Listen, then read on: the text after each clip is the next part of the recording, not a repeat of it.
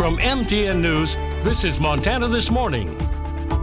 A grizzly bear near Ovando has killed a camping bicyclist. What Fish, Wildlife and Parks is saying about the incident and how it's affecting that community, coming up. Many businesses in Butte are seeing an increase in customers, but that does come with some challenges. I'll tell you about it coming up. It is 6:30 on this Wednesday. Chet Lehman, Matt Elwell with you here. A live shot. Some clouds over the mining city there. A little bit of cloud cover. There's a couple of raindrops embedded in there, but this isn't something that's really going to be a game changer for us. Our temperatures are still going to skyrocket, but we are watching the afternoon potential for thunder showers. In fact, as you head into the afternoon, these temperatures warm up. We'll see numerous little thunder showers, little areas where we're dealing with a brief downpour of rain showers, maybe some small to moderate hail and gusty wind before our skies clear. It looks already like it's going to be a scorcher of a day. It will be. We'll be back into the 90s. But look at that drop off in temperatures as you head into the afternoon. A couple of those thunder showers will help cool us off. I think that'll be welcome, especially as you head into the mid-afternoon. We'll talk more about the timing of all this, of course, in just a couple of minutes. All right, thank you, Matt. Just ahead of 6:31 now, authorities still searching for a grizzly bear that killed a person yesterday. The incident shut down the town of Ovando, and campsites are closed until Sunday. Traps have been set. Powell County Sheriff says searching will continue by ground and by air. TN's Russ Thomas visited the scene yesterday. The road to Ovando has been closed since early Tuesday morning while FWP response team investigates a grizzly bear encounter which led to the death of a camper shortly before daybreak. Montana Fish, Wildlife and Parks responded by sending their human attack response team out to investigate the incident along with the Powell County Sheriff's Office. The victim was traveling with a group of cyclists and was camping in the area overnight. FWP has been searching for the bear, but as of this afternoon, it hasn't been located. Division Administrator for the Communication and Education Division, Greg Lemon, says they believe this particular grizzly was active in town Monday night. We had some video camera footage from a local business in town of a grizzly bear walking through town on Monday night. Also, there was a grizzly bear that got into a chicken coop Monday night, and then this incident. So we believe it's all the same grizzly bear. We'll have more details on the attack as they become available. In Ovando, Russ Thomas, MTN News. Now, Russ tells us the victim of that attack has not yet been identified. By the way, it was just a couple of months ago, back in April, that a grizzly bear killed a wilderness guide north of West Yellowstone. Charles Carl Mock was out fishing north of West Yellowstone near a campground. The bear was defending a moose carcass. Wikipedia lists bear deaths that shows another man killed near Ovando in October of 2001 as he was field dressing an elk. Now, most bear attacks do happen in the months of July, August, and September. In other headlines, crews spent all of Monday night and all day yesterday searching for a missing 23-year-old woman in the Beartooth Mountains just west of Red Lodge. We are told Tatum Morell, originally from Idaho, just graduated from Montana State University. Morell hiked out on the West Fork Trailhead on July 1st, was due back in Bozeman yesterday. She made contact with her mother using a GPS device at 8 p.m. on the 1st, but she's not been heard from since. Morell is an experienced hiker, was planning to ascend to the top of 5 peaks in the area. She has a campsite set up in the Shadow Lake area. Now, authorities say Morell's car is still parked at the trailhead. After a helicopter search, crews reached her campsite late last night.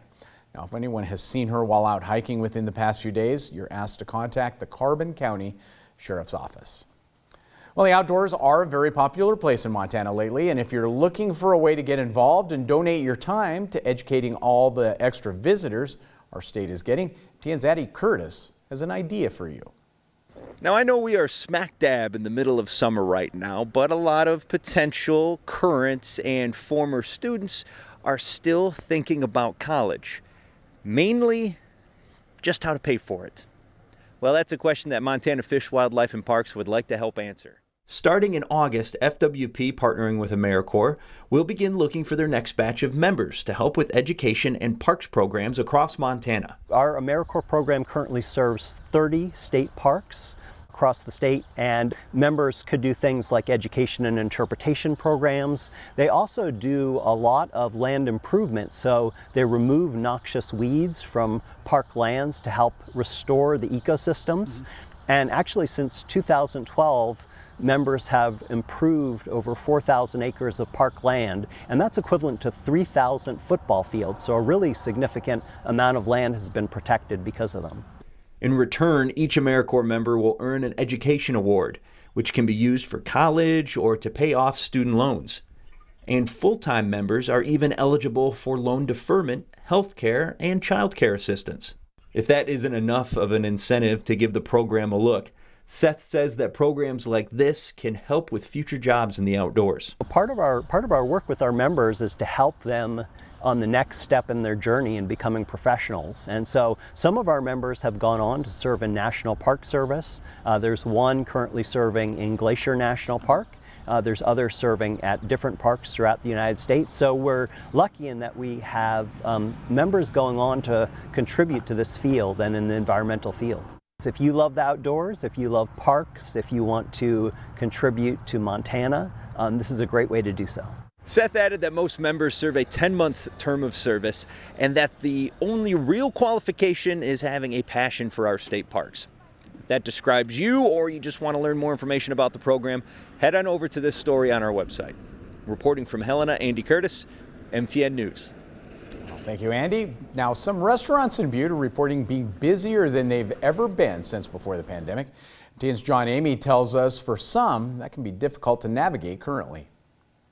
After a terrible 2020 brought on by the pandemic, many businesses in the service industry are seeing an increase in customers this year.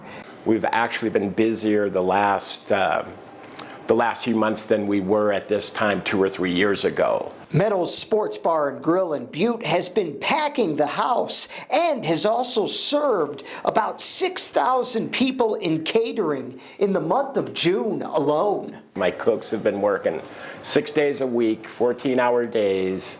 I'm not complaining a bit. I mean, and we've produced an awful lot of food. However, many businesses are reporting a shortage of employees, and while employees are understaffed and overstressed, they say they're dedicated to their work. My dad always taught me a good work ethic, so you commit to something, you're not going to stop doing it until it's done. We're all helping each other out, trying to give each other a day off here and there, but everyone does a great job around here. And while things may be looking up this year, it's important to remember that a lot of businesses took a big hit from the pandemic last year. We've got to play catch up. At this time last year, I was wondering, I had sleepless nights thinking about just keeping the restaurant open. And employees say they're offering incentives to get more people into the workforce. In Butte, John Amy, MTN News. Now, the unemployment rate in Butte-Silver Bow as of May 2021, 3.3%, which is below the Montana state unemployment rate of 3.6%. Total labor force in Butte-Silver Bow County, 17,371.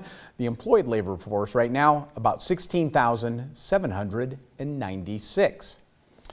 Well, many Americans are dealing with sticker shock at the grocery store right now. Restaurants nationwide are also feeling the pinch. Chris Conte shows us why you should be prepared to pay a bit more for what you eat this summer.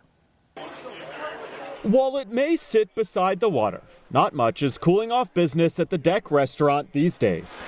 But customers emerging from more than a year of COVID are being met with a bit of sticker shock. Well, I think everything that's like vacation related is really expensive. Miriam Ozer came here with her son Eli. I like a lobster. You like a lobster? Little does little Eli know, that lobster he likes is going to cost his mom more.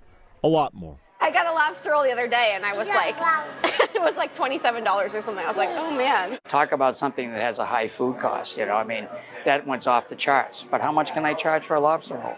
As the restaurant's owner, Mark Audette has struggled with the rising cost of food. When I look at prior years and what my food costs were as a percentage, much, much higher this year. Some of it we can pass on, some of it we cannot.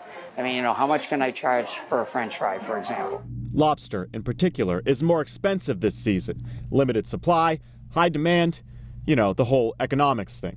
Many consumers are headed back to seafood restaurants and markets for the first time in months. The cost of lobster goes up almost daily, so much so that they don't even bother writing prices on the menus here. Demand is always there, but the pricing is always changing. Assistant Manager Samantha Corantillo talks to enough customers to know that many of them have price limits when it comes to that lobster roll. It's about 50-50. Some people are willing to pay and because that's what they want, and some people are more on the fence about it. You may not even eat lobster, but what's happening to the price of this shellfish is indicative of some much larger market trends.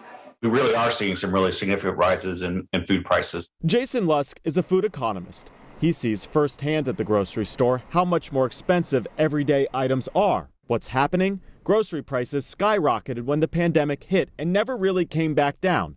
Feed and grain are also costing farmers more, and those costs end up being passed down to shoppers. Demand for meat, fish products has been surprisingly strong. Among the most expensive items right now, rice, milk, oranges, and coffee. Americans on average spend about 10% of their income on food. But it has really disproportionate impacts across our economy. Food price increases hit the lower end of the socioeconomic spectrum much harder. As for the price of lobster, as the economy is opening back up, there's a lot of money and demand to be spent out there, and I think it gets spent sometimes on things like lobsters, other high-end items. At the deck, they've had to absorb many increases related to food costs, decreasing their bottom line.